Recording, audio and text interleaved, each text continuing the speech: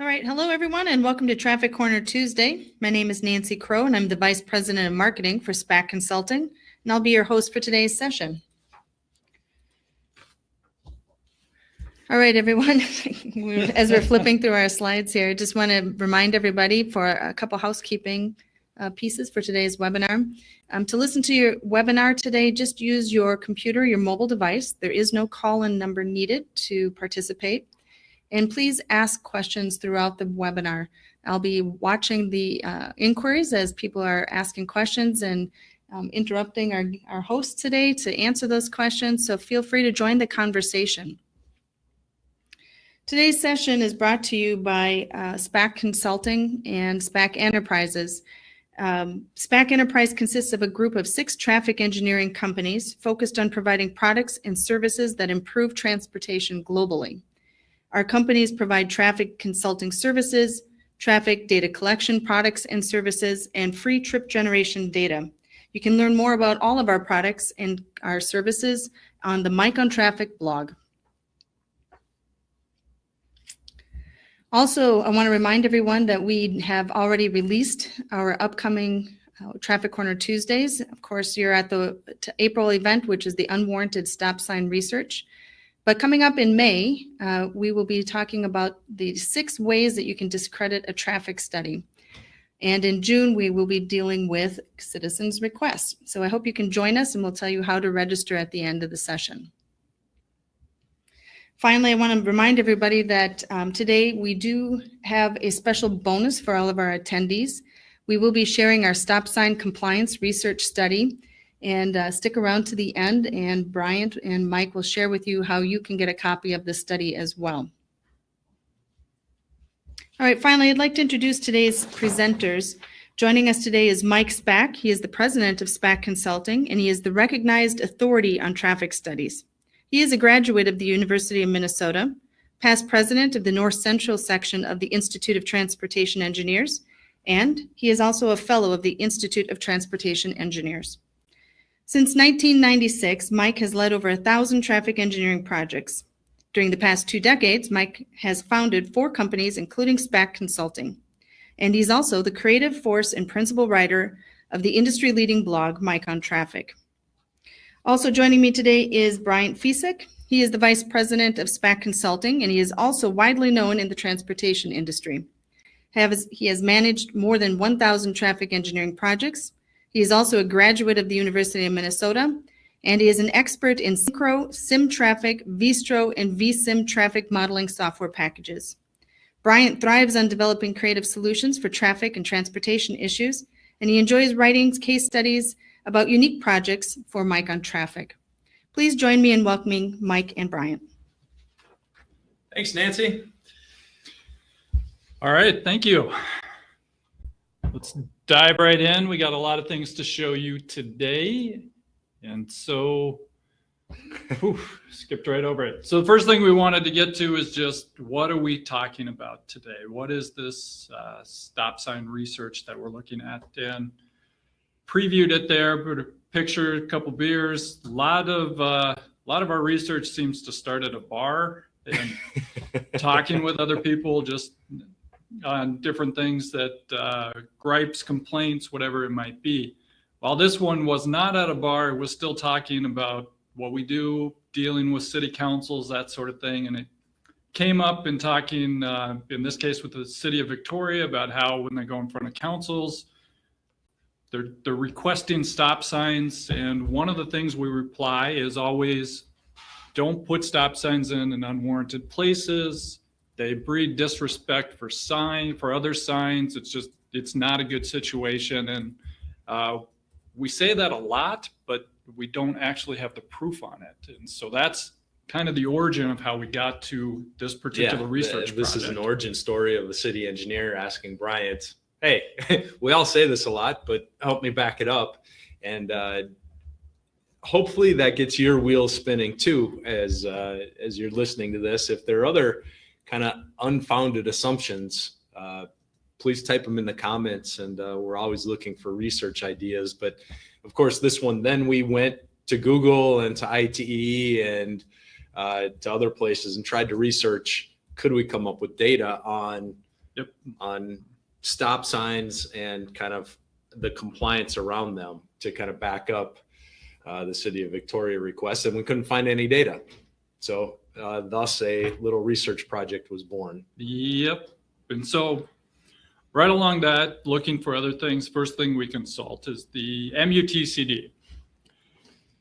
So we have right from the MUTCD, this is all the stuff about stop signs, installation. You don't have to read this. Most people are familiar with it.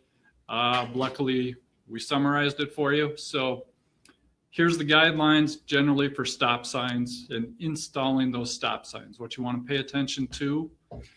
Yeah, so there are really 4 criteria for putting in side street stop signs. And the first one being functional classification. If you have a minor street coming up against a collector or an arterial, a local roadway, that's one criteria. Mm-hmm. Next one is volume. This can be the total entering volume. It can include pedestrians and bicyclists. And the one criteria they have is over daily. So that's a good one to look at. Yeah. Is that 2,000 vehicles? 2,000 vehicles per day. Entering. Well, 2,000 units per day. So some combination of vehicles, peds, and bikes. Yep.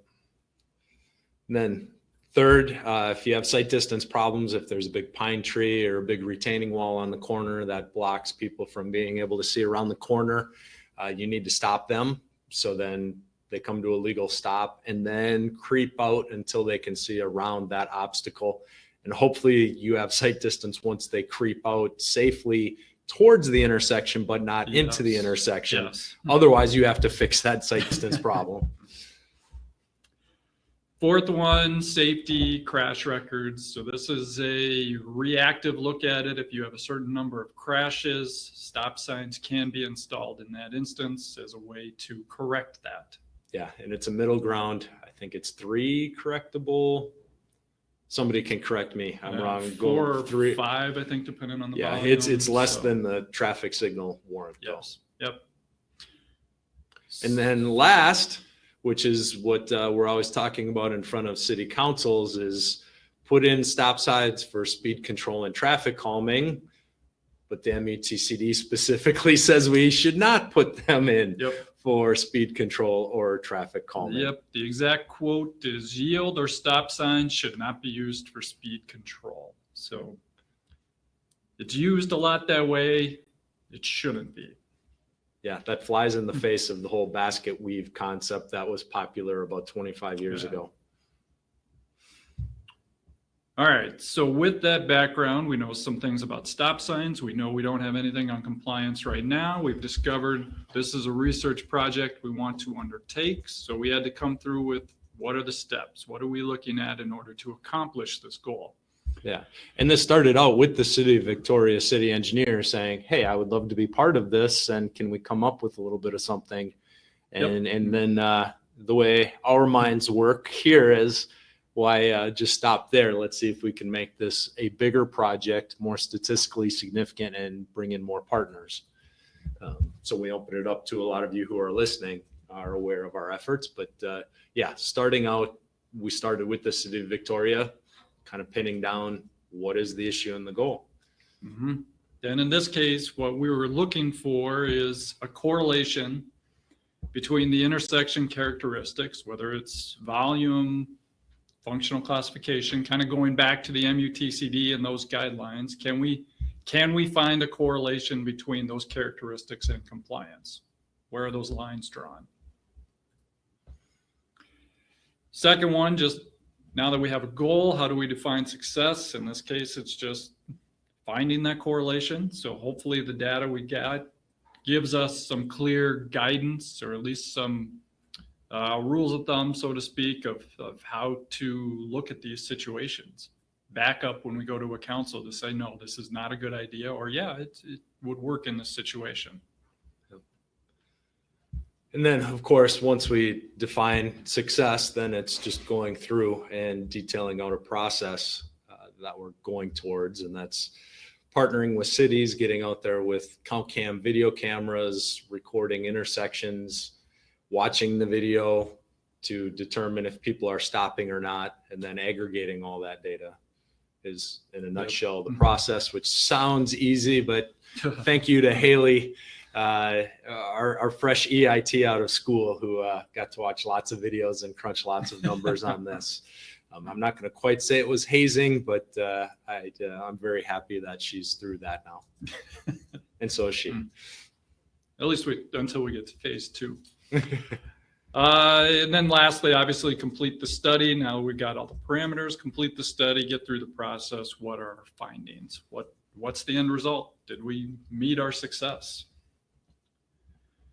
All right, so going through that, we started out with some site selection. Like we said, we started with City of Victoria. We talked with other partner cities, quickly expanded out, and in this case we grabbed a total of 8 Minnesota cities. So thank you to cities of Chaska, Edina, Hastings, Maple Grove, Roseville, St. Louis Park, Victoria, and Woodbury. They all signed up right away. And then also one from North Carolina, City of Wilmington. So again, thank you to all those for signing up, working with us on this project. Yeah, thank you. Each of these cities gave us a little bit of money to help us cover the field work. So this wasn't exactly a fully volunteer effort like we do with trip generation, but collecting that local data for the cities, then they have a little bit more skin in the game when they go to the city council and give them the broad statistics, but also say our local statistics match up with this. And as some of you have seen, we are opening this up to a phase 2, phase 3 with other cities to partner. The more data, the better, as we'll get through the rest of the presentation. So for each of these 9 cities, we identified 4 intersections with them. And at each intersection, we're looking at a single approach. We didn't have many guidelines for this initial one, so cities were free to choose different ones, different characteristics. As we get into phase 2, like Mike talked about, we may have some more guidance as we try to fill in gaps for what we have. But we ended up with 36 different approaches that we were checking for compliance at. All right, so with that, we move on to data collection. So we originally started this project in the fall. It was August-ish, September. We were thinking we were going to do a quick gathering. We'd get our sites, we'd go out there, we'd get everything we need, and we'd quickly wrap this up. Did not work out that way. So first this happened. And then this happened. And then this happened. And for those of you listening who are in Minnesota, we were finally almost without snow on the ground. Yes. So obviously we wanted to collect data when weather conditions were normal. So we had to wait for very clear weeks to when we collected the data. So that slowed us down. Yep. We had to make sure the pavement was clean. Like this last photo here with the high snowbanks, we had to make sure some of that either got taken away or melted away so that the sight lines were what they should be. So weather interfered with us more than once as we tried to go through this process. Eventually, though, this is a shot from our count cam at the unintersection as part of the study. So we were able to get our cameras in there. From this angle, we were able to capture all the movements, do our counts, get all the turning movements, count vehicles, peds, any bikes, brave souls who might have been out during the cold. And for this one, we were looking at that southbound direction. So we had a clear view of vehicles coming up to the stop sign, and we could determine what they were doing. So let's move into determining compliance. So how did we determine that? So this is just another intersection as part of it. Take a look at it here. This is the full stop. And I think it doesn't take a professional engineering license to determine that that car fully stopped there. Yep. You could kind of count. There was just a quick beat. Car didn't move. It was done. So pretty easy there. Okay. And likewise, this also doesn't take a PE to determine that, that car blew through the stop sign, no stop. No brakes, they just went right through. And then we hit this middle ground, and this is a good example of one where we sometimes have to make judgment calls. They slowed down, they came close to a stop, but we did not consider that a full stop. They rolled through it, so to speak. The wheels never stopped. Yeah, based on my talks eons ago when I was in the city of Maple Grove, a police officer could have pulled them over and probably would have given them a warning. Probably wouldn't have given them a ticket, but yeah, they did not come to a complete stop. So that is the data, or those are the videos that we looked through trying to make those 3 categories: full stop, no stop, rolling stop. And that's what we based then our data on. So we start moving finally into the numbers now. Here's what we got overall. Yeah, so we have about 2/3 of the people come to a rolling stop, and about a quarter of them come to a full stop. And alarmingly, through our whole data set, 11% of people don't stop. And that is the terrifying one of you teach a child that people stop at stop signs and they start crossing the street without the judgment, and that's bad things happen. Mm-hmm.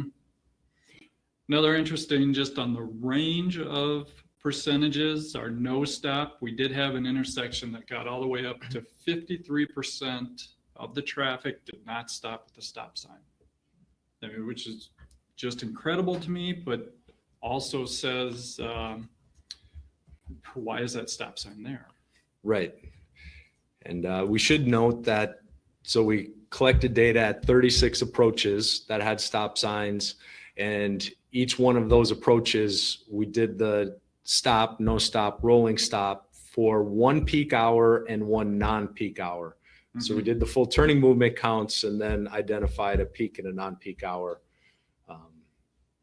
to see, based on volumes, what the differences are. We do have a question from Stephanie. She was asking, was the 53% at a 2-way stop? Yes. Yes. Thank you. All right, so moving on with some other statistics then. So we took a look at the data. We tried to put it in, again, relating back to the MUTCD functional classification. So we got 2 bar charts here. The one on the left is on the approach. So what, on the approach that we looked at, what is that classification of that road?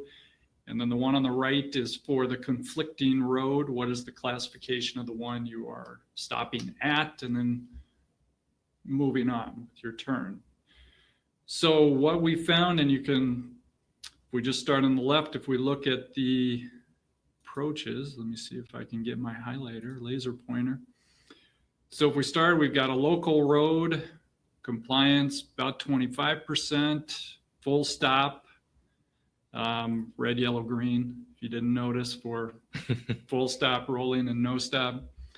When we get to a collector road, that jumps up to about 30, and then it jumps up again. So as we move up on the classification, we have better compliance, and conversely, the no stop goes down slightly. Similarly, for the conflicting classification, that compliance jumps up quite a bit and the no stop goes down.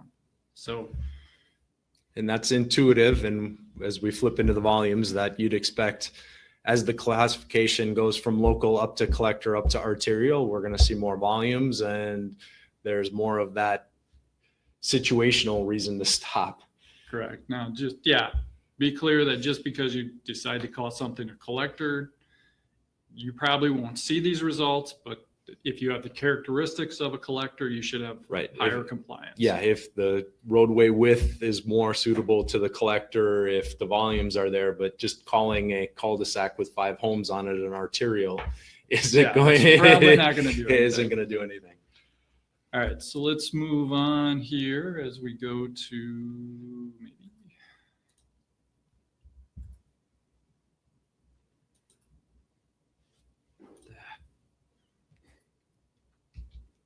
There it is.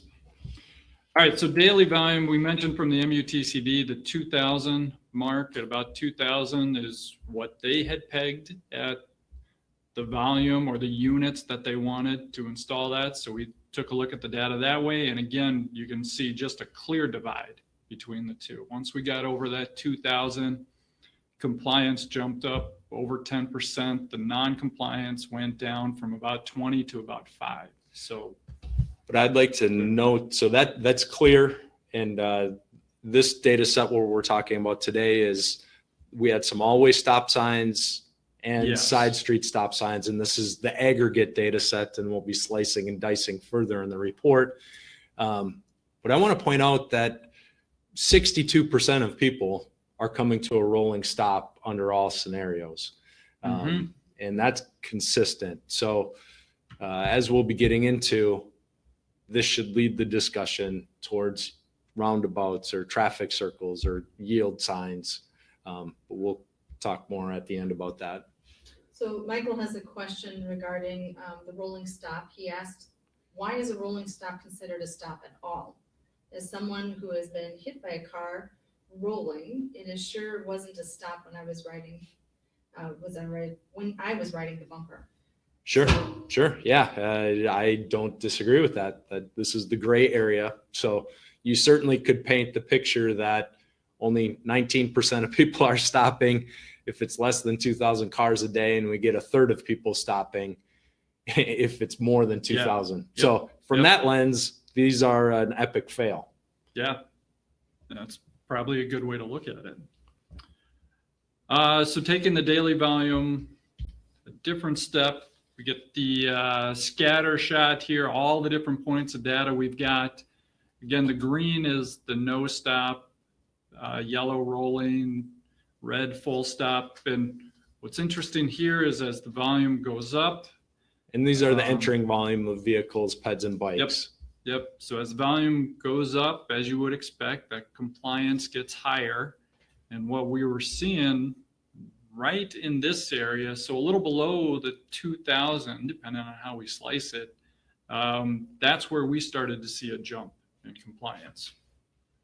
Right. So we need to dig into the data a lot further to pin this down, but a rule of thumb could be somewhere around 1,500 vehicles a day, not 2,000 vehicles a day, maybe a more rational break point. So following the daily, we sliced it down to our hourly volumes, and we did this a couple different ways. So the first one is just looking at the approach volume. So how many cars were coming up to that stop sign, and then how many of them stopped or didn't stop. And again, we see a clear line that right around 60 vehicles at the approach. Less than that, there's a lot less compliance. Mm-hmm. And I do have one more question here. Albert asks why there are any correlations for compliance of warranted by the MUTCD stop signs versus unwarranted stop signs. Was there any correlation for the compliance of warranted stop signs versus unwarranted stop signs? And that's what we're finding. If I go back a couple steps here to the daily. So this is that 2,000 mark from the MUTCD. We found it might actually be a little less than 2,000, but there is a line there right around the MUTCD where compliance starts to increase. So if we look at warranted, we would expect higher compliance than the unwarranted according to the MUTCD. So we're so far, and we don't have those numbers, but we're coming into roughly agreeing with the MUTCD. Okay, and then Joseph also asked, are these samples for urban roads with speeds of 30 miles an hour or less? We'll get to that. Okay, and then there was one last question regarding the R value seems so low that there doesn't seem to actually be a pattern. That could certainly make the case that I wouldn't use this best fit line, but I think the trends are there as kind of the pass fail line around 2,000. And those were put in just to indicate the direction. Those are linear tread lines. If we changed it to a power, logarithmic, something like that, and this one shows it in particular, I mean, this part of it is pretty flat, but then as you get down to these lower volumes, it increases. If I'm just looking at the green dots there. Okay. So we have about 5 minutes left. So let's hold questions till the end for those who want to stay on, and let's motor through the last few slides. All right, so we're on hourly volumes here. This was approach. We did the same with conflicting. And this one, it's about 100 where we started seeing that break right around there. But again, the same thing, lower volume, less compliance. Somewhat intuitive, but we're identifying actual levels of where that break occurs. Next one we did was trying to find that product of approach versus conflicting. And this is somewhat skewed because of the large scale we've got at the bottom. But the real thing to look at is right down on this end, all of a sudden, the non-compliance or the full or the no stops is right around 10, 15%. And then somewhere down here, that product just skyrockets. So this is another one where I think we'll be able to find a number and provide some guidance to say, if your cross product does not hit this, what are you doing? Why are you putting that out there? So even though the R-squared values of the trend lines obviously are not statistically significant, we think each of these logarithmic or exponential curves, we're finding that we think there is a clear delineation in the data set that says above these thresholds, we have better compliance, and below we have much worse. All right, so here's the speeds. Again, we're starting to get to the end, so we want to run through this quickly, but we've got it both on the approach and the conflicting. And you can see if we look at our full stop, it goes down and jumps back up, and that's on the leg that's stopping. But if we look at the conflicting, it's hovering right around 30%. Doesn't matter what the speed is that you're coming into. So this leads us to think that this backs up the notion that stop signs are not speed control devices. That no matter what the speeds are of the approach or the cross streets, does not seem to lead to compliance. So if we get to our initial thoughts and of the results, like Mike just said, no correlation to speed. It doesn't seem to matter what that posted speed limit is. People are looking at other factors. The classification matters. This is assuming that your functional classification is valid, and the road physically matches up with the classification. Yep. Higher volumes equal higher compliance. So that's, again, intuitive, but that's what you should be looking at. That might be a key factor as to what to look at as those volumes. And then number 4, we're horrible at full stops. I mean, just all the drivers we looked at, as we pointed out with some of those statistics, 2/3 of the people are rolling through stop signs. Yeah. And I mean, if you had put something out there and it only worked 20 to 25% of the time, no matter what your industry was, I think you would look at iterating a better solution, I think is the real answer here. Yep. So that leads us to, one, confirm that the MUTCD, the criteria there appears valid, but also should we be moving to not signing intersections, using yields more or using roundabouts more? Right. People aren't complying with them. Yeah. If that was a yield sign, all of a sudden we have 80 to 90% compliance to a yield sign. So why we're using the wrong sign if that's the behavior we are willing to accept. All right, so next steps, we do have some spinning of the numbers. We got to parse some things out, but really try to identify the guidelines that we're seeing for those volumes, whether it's daily or hourly or some combination, and then put that into a report. All our participating cities will get the chance to review it. We'll also have some individual statistics for them to look at. And then we will finalize that report in mid-May and make that available widely for others. After that, that's where we want to move into our phase 2 and phase 3. So gathering more cities, we want to add a crash analysis to this. What does it look like if we look at the historic crashes, and then also do flashing stop signs make a difference? Yeah, And the LED, yep, the ones with the LED borders. And also, even though yield signs are rare, it'd be interesting to find out if they have the same 90, do they have the 90% compliance to yield signs? Could lead us towards, hopefully, all of this phase 2 and phase 3 will lead us to giving you much more clear guidance on what works and what doesn't. all right, so we're just after 1 o'clock, so we've hit our time. So just a quick thank you to everybody who stayed with us. We do have that bonus. The report is not ready yet. We're anticipating that mid-May once we get through some stuff. So you're able to sign up for that.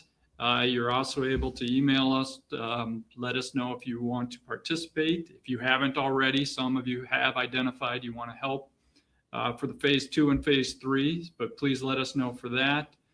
And then also just a quick thank you, but we will stay on. So if there are other questions, we're happy to continue talking, continue to answer them, but we just want to make sure we say thanks for those who have to leave. And we hope we will see you next month as well. Okay, we do have a couple questions from our attendees today.